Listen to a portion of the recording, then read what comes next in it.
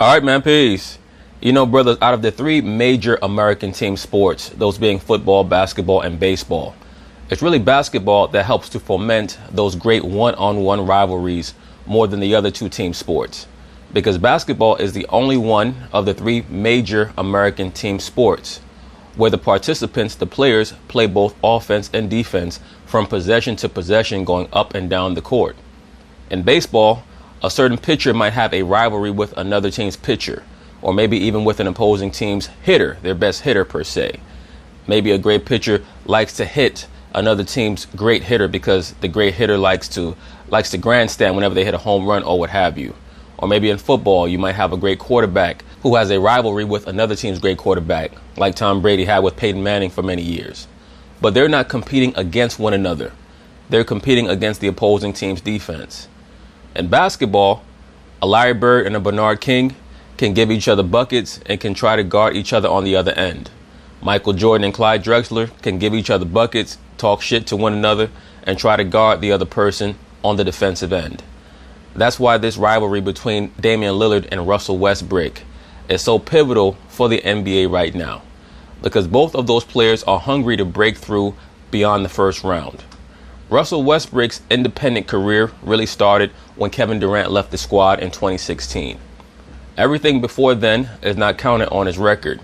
He pretty much is in the same place or in a similar place to where Kobe Bryant was when Shaq left. Kobe had to build his own legacy post-Shaq in order to get people to honor what he was able to accomplish with Shaq on the squad. Once again, prior to Kobe winning those two championships, he was looked at as Shaq's sidekick. But after he won those two chips, they call him a five-time champion. Until Russell Westbrook is able to lead the OKC Thunder into a deep playoff run with another great player other than Kevin Durant, he's only going to be looked at as an extremely talented player with emotional stability issues. And increasingly, more and more of the basketball pundits on television are starting to acknowledge what I've been telling you brothers for the longest time. That being that Russell, he's not too well knit upstairs. He's someone with very poor, very low basketball IQ. He's a phenomenal talent, but he has very low basketball IQ. And about 4 years ago, the comparison was Russell Westbrook against Stephen Curry. Even though Steph was a two-time MVP, people were still claiming that Russell Westbrook was better than Stephen Curry. Right now, Russell's at the point where he's struggling to win that one-on-one matchup with Damian Lillard. And I think that Damian's game, his repertoire, is more conducive to being an effective and potent player in today's game than Russell Westbrook's is. And once again, more and more people are starting to come around to what I've been saying about the comparison between Lillard and Westbrook for about 2 or 3 years. So anyway, they're going to talk about it, and I'm going to chime in. The Blazers take a 1-0 series lead over the Thunder. Dame Lillard had the 11th 30-point playoff game of his career. Meanwhile, Russell Westbrook had his 9th career playoff triple-double. I'm going to start with you, Stephen A., on this one. This is generally speaking, okay? Who would you rather have, Dame or Westbrook? At this point in 2019 in the NBA, where you need to have players who come up big in the clutch and can make long-range jump shots, I would rather have Damian Lillard than Russell Westbrook. Neither one of them are as good as Steph Curry. But Damian Lillard is better for this era than Russell Westbrook, especially when it comes to his ability to execute in the clutch, make good decisions down the stretch of close games, and in the playoffs, I think that it's going to show. Now, let me say this. This Thunder Blazers series, I think, is going to be a rather long one. I believe it's going to be a 7-game series.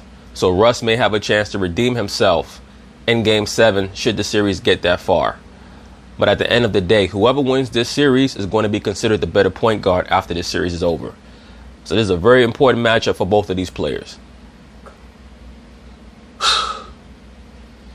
I would say Russell Westbrook only because I take the 82 games into consideration. You know.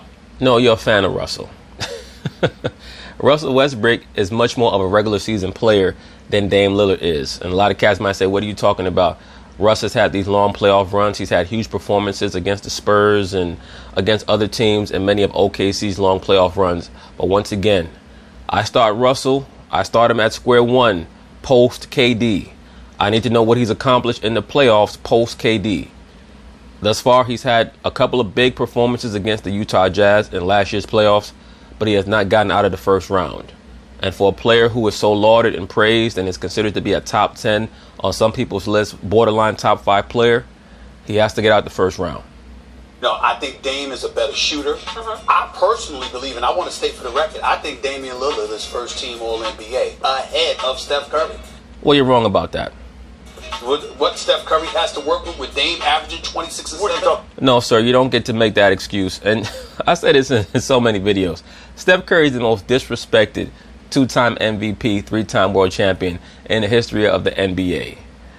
For Stephen A. Smith, a person who claims to be a basketball expert, to attribute Steph Curry's success to the multitude of talent that he has on the squad is a way for him to try to marginalize or to make people forget what Steph Curry was able to accomplish prior to Kevin Durant coming there.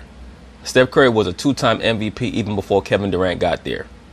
Talking about Stephen A. Yeah. I didn't say he was better than Steph Curry. I know Steph Curry is the greatest shooter that I've ever seen. I'm just talking about for this season. I think that Damian Lillard, you could make an argument that he's first team All-NBA. Having said all of that. No, you could have made that argument last year, which is why Dame was first team All-NBA last year. This year, no. That particularly in pressurized situations with that shot that he has, I want him there. But over the course of 82 games, energy matters. What you bring to the table on a night-in, night-out basis. It's not just about scoring. It's about the other things that you do as well. Another person under the triple-double spell. This is why Russell Westbrook loves to accumulate triple-doubles, because he knows that it helps many people forget about some of the aspects that he lacks when it comes to the idiosyncrasies, the intangibles. That's where Russell is lacking. And the fact that Russell Westbrook is so fiery and playing at 100 miles an hour all the time. Well, that's the problem. You're not supposed to play at 100 miles per hour all the time. You have to know when to slow down. That's why in big moments, the game speeds up for Russell. It doesn't slow down for him. It's almost impossible to be lackadaisical around him, and I think that I would take that into consideration. That's how I look at it. The only other thing I want to say about Russell. You're a fanboy. Not only would I take Dame Lillard over Russell Westbrook, I would take Kyrie Irving over Russell Westbrook as well. Russell Westbrook is this.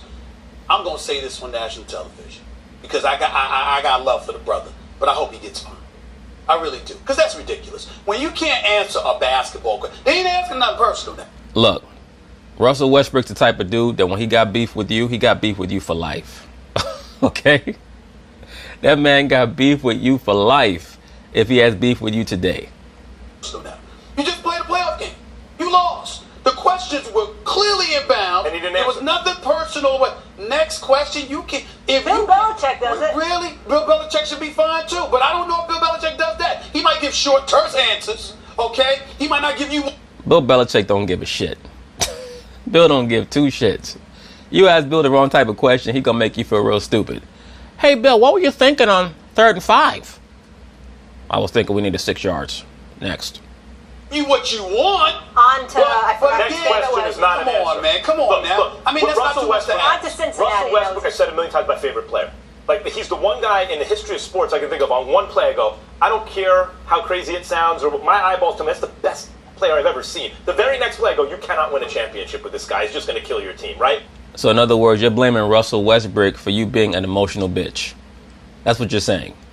Because who the hell in their right mind would say from play to play that a player is the greatest player ever, and then the next play say that you can't win with him, other than an emotional bitch? Give me a break. Right? Like, it's like a bipolar kind of player. Oh my. Just like you must be as bipolar as him. But I love watching because it's all effort all the time, but that's the problem. Basketball, look, generally, a game like football, you try harder, you do better. A game like baseball, you try harder, sometimes you do worse. You're too tight, right? Like golf, Tigers, sometimes you try harder, you do worse. In all sports, you have to try smarter, not harder. You try harder when you already know the mechanism with which you're going to achieve what your goal is. That's the only time where you have to quote-unquote try harder or give greater effort, when you know exactly what direction you're supposed to be going in. But not only in all sports, but in every aspect of life, you have to try smarter. That's how you're going to get better. Russell Westbrook has a very low basketball IQ, and that is never going to improve. He's 30 years old or 29 years old, however old he is. He's either 29 or 30, and right now he's at a very pivotal point in his career. I'm telling you, brothers, if he loses this series to the Blazers, he no longer deserves to be considered as being better than Dame Lillard. Basketball, usually you try harder, you do better, but not Russell Westbrook. Watching Russell Westbrook, I often feel like let go of the reins under pressure a little bit more. Trust your teammates a little bit more. He can't do that because he's not playing in a real system. He's playing in a hero ball system. He's a mini LeBron James. Right now he's playing in a system very similar to LeBron James or James Hardhead, where they're given the basketball at the top of the key or the top of the three-point line, and they're told you could do whatever you want. You get your shooters out there and blah, blah, blah. OKC has no shooters for Westbrook. That's why he takes so many three-point shots that he can't make. They've done a very poor job of accumulating the appropriate personnel to play alongside a Russell Westbrook. It'd be perfect for him if he played with someone like a Klay Thompson or another perimeter player, another wing, who they call a quote-unquote 3-and-D guy. Someone who could guard their man and also make three-point shots, stretch the defense out. That would make Russell a more potent penetrator. But they've assembled a group of guys who are hustle guys. They're not three-point shooters. They're not outside shooters. So the onus is more on Russ to make three-point shots. If he's not making his threes and Paul George is not making his threes, it's going to be very difficult for them to keep up with many of the other more proficient and potent outside shooting teams in the NBA or even just the Western Conference. Or you'll relax and do better under pressure. I see him pulling too hard, and I think that becomes a problem. Whereas Damian Lillard, he always had this smell about him, like he was going to be cool under pressure. He just gave you that feeling. I agree, even from his rookie season. And last year got done by Drew Holiday. So I think Lillard, who knows that he had that reputation, like he's a championship-type player, just getting worked the way he did in a sweep last year, is super motivated right now. But what last season in the playoffs, what that really showed is the high basketball IQ that the New Orleans Pelicans backcourt had. When you go against a Rajon Rondo and a Drew Holiday, there are going to be backcourts that are more talented than them. But there's not going to be any backcourts that have a higher basketball IQ than what they have between Drew Holiday and Rajon Rondo.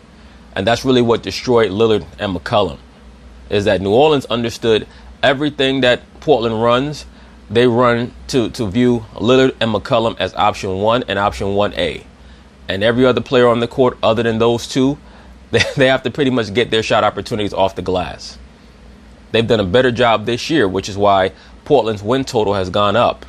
They've done a much better job of distributing some of the shots on the offensive end, but still, they've always been a little bit too reliant on Lillard and McCollum, and that played right into New Orleans' hands because that dude Drew Holiday, he scraped everybody out there. That was embarrassing. To not let that happen again, that combined with the issues that Westbrook has, combined with the range with which Lillard can hit shots, Steph Curry-like. He's kind of the closest thing to Steph in the West. I'd rather have... I agree. I've said this before. The dynamic between Lillard and Steph Curry is very similar to the dynamic between Clyde Drexler and Michael Jordan back in the day. You know, just as an aside, people forget how great of a player Clyde Drexler was. I did a video a while ago about Dwayne Wade, whether or not he's as good as Kobe Bryant. And I mentioned that it's not for sure that Dwayne Wade is a greater shooting guard than Clyde Drexler was. It's really not. Clyde Drexler was able to lead two different Portland Trailblazer teams to the finals with him being the lead player. Dwayne Wade never did that. Now, of course, he lost to the Bad Boy Pistons led by Isaiah Thomas, and he also lost to the Chicago Bulls led by Michael Jordan. But he was able to lead his team to 2 finals appearances, which D. Wade was never able to do. And also in 1992, he finished second to Michael Jordan in the MVP voting, which is why going into the finals that year, there was a conversation over, quote-unquote, who was better. That was NBC's way of trying to build up that matchup. And we know that Jordan proved that he was the far superior player. Point being is this. That same relationship, that dynamic, that energy exists between Lillard and Steph Curry. And in order for Lillard to be considered as great a player as he wants to be considered, he's going to have to slay this dragon of Russell Westbrook. And when he does get the chance, he's going to have to show out against Steph Curry as well. Have Lillard right now than Westbrook. See, the thing is, when I look at those two guys, I feel like Lillard is in a space where we are going to evaluate him primarily by what he does do. Westbrook's in a space where people evaluate him primarily by what he does not do. His flaws jump out to people far more, and the energy and... Because his flaws are so glaring, especially due to the fact that he couples them with bad decision-making. And the rebounding that somehow has almost become a demerit against him because people just call it stat hunting. He gives you a lot out there. It's hard for me to say that I want a player more than I want Russell Westbrook. Right. And Lillard is really, really good. There's no... Once again, Russell Westbrook is that chick who has a funky personality, but she got a fat ass and big titties. So it's difficult for dudes to say no to that. Even though there's not going to be a long-term relationship with that broad, you're not going to win in the end. No way around that. And he's going to give you those shots, and he's going to make those, and he's going to give it to you. This is a close one for me, but I just can't. I can't do it. I just cannot pass up on Russ. But Bo, I don't think either of those guys can be the best player on a championship team. Agreed. Neither of them can be. And so the question then is, if they cannot be the 1A, they have to fit around somebody else. And which player has a game that would fit around another player who's better than him? The answer to that is Lillard. And Damian Lillard, he has an advantage over Russell Westbrook. Russell Westbrook, when you look at his three-point percentage and his free throw percentage, the first digit is 2. You cannot be shooting 20-something from the line or from 3 if you're going to be the second or third best guard on a championship team, or the second or third best player on a championship team. So to me, Russell Westbrook is as exciting as you guys all say. He is the player I want to watch as a TV show, but Damian Lillard is the guy I want to do TV with. Good analysis, sir. As I've been saying for a very long time, Russell Westbrook is the lead action star in the NBA. Very exciting, fun to watch, but he's not going to win the Oscar.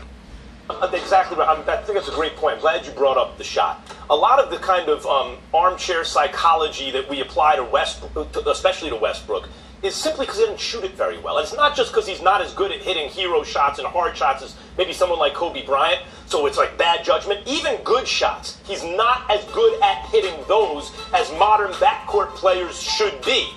That's also because he takes so many contested jump shots because he's the lead ball handler. He does not move without the basketball. He plays a lot like LeBron James. He just stands in one spot whenever he gives the ball up and just watches whoever has the basketball. So that means that by nature, his jump shots are going to be contested. And so then we get into all this psychology, like me saying he's trying to pull too hard, it's this and that. Kind of like Tiger Woods, when he lost his mojo. No, he had a bad back. And when the back got better, he could golf again. Westbrook doesn't shoot it well enough. But one thing I think he doesn't get enough credit for, though, he does work his game around what's out there. The way he played with Prime. He works his game around the personnel that they have and the knowledge and understanding that the system that they run is always going to be predicated on him. So basically, he gets to act as the great benefactor whenever he's out there with his other 4 guys. They view it as a form of charity when they get the basketball from Russ.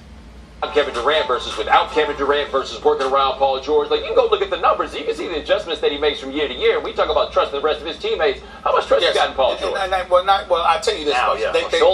They talk well, yeah, the shoulders hurt, bothering him, but they talk so much about Russell Westbrook and his selfishness. And there have been many occasions where I think he's shown he's unselfish, and he's willing to be unselfish, and he's willing to. The greatest form of unselfishness that Russell Westbrook could show is if he went to his coach and said, you know, coach, we need to run a different offensive system. We need to run a system where I'm more off the ball. We bring in a real point guard, and I play the 2. That's the best thing that Russell Westbrook could do.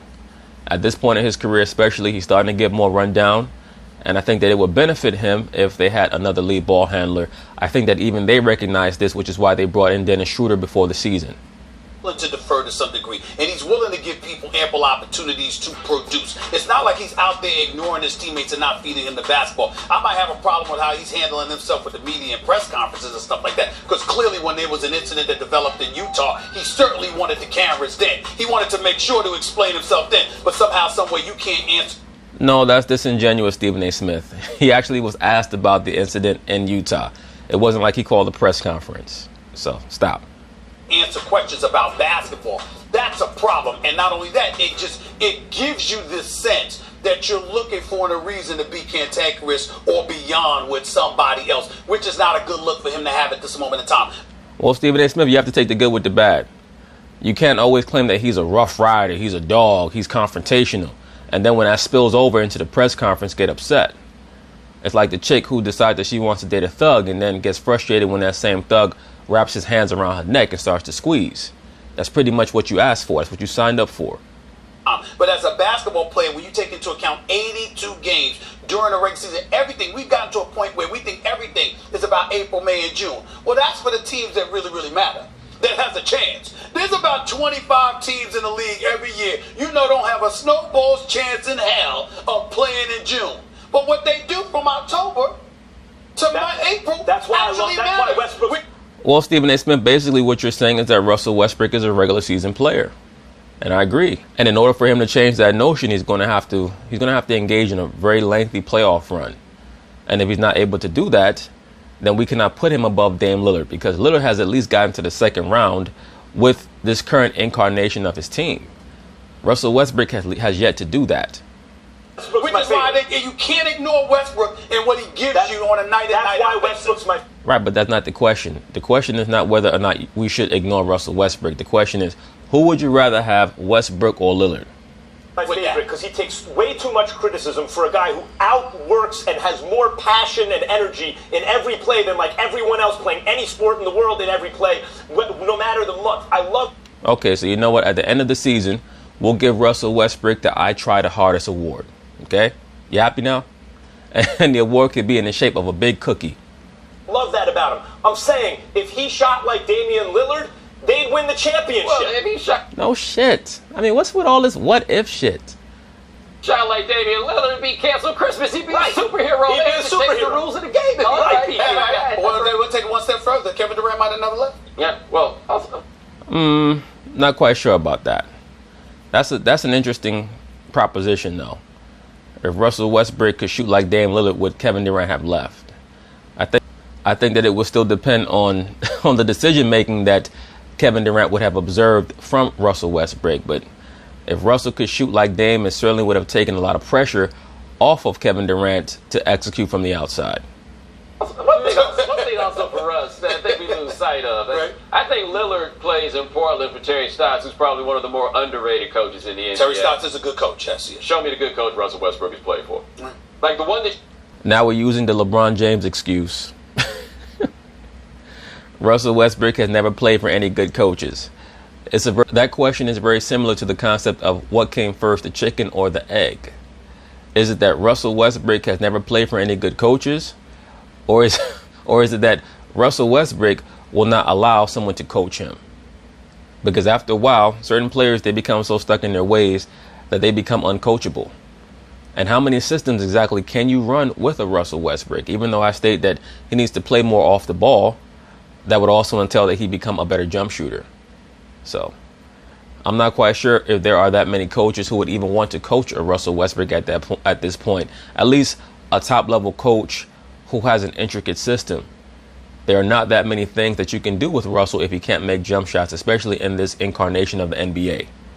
that you could definitively say is good. I feel pretty confident saying Scott Brooks is not. I'm not as clear on Billy Donovan, but Well, I would agree with that. I don't think that Scott Brooks is a very good coach. I also agree that Billy Donovan, he might not be that good of a coach, but we can't tell how good of a coach he is because I think that he's restricted by the understanding that Russell Westbrook basically runs the franchise.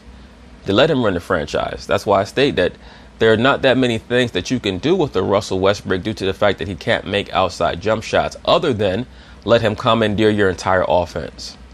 And that means that you're going to be the same type of team every year. 48 wins, 49 wins, maybe 50 wins.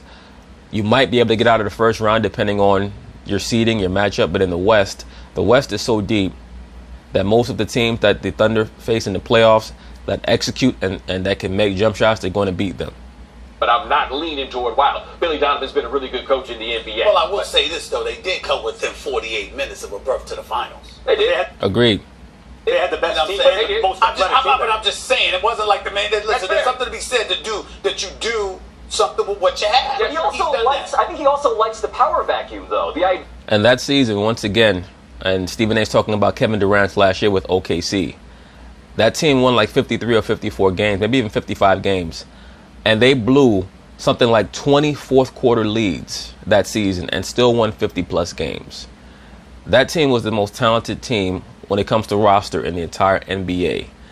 And that loss to Golden State, I can understand why KD got so frustrated that he left. The idea that Russell Westbrook does not have a dominant coach means that he can be the guy who is stat hunting by any other name. He can be the guy who's orchestrating his roster around him. Agreed.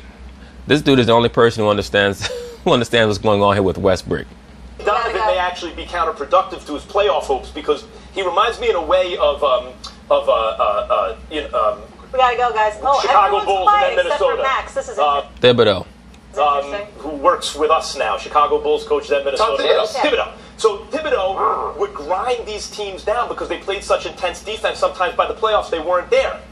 Everybody got the cue except for Max this time. Guys, this was fun. Pablo, Bomani. But anyway, that's basically it on that. We'll see how things go with this matchup between Westbrook and Lillard. So peace.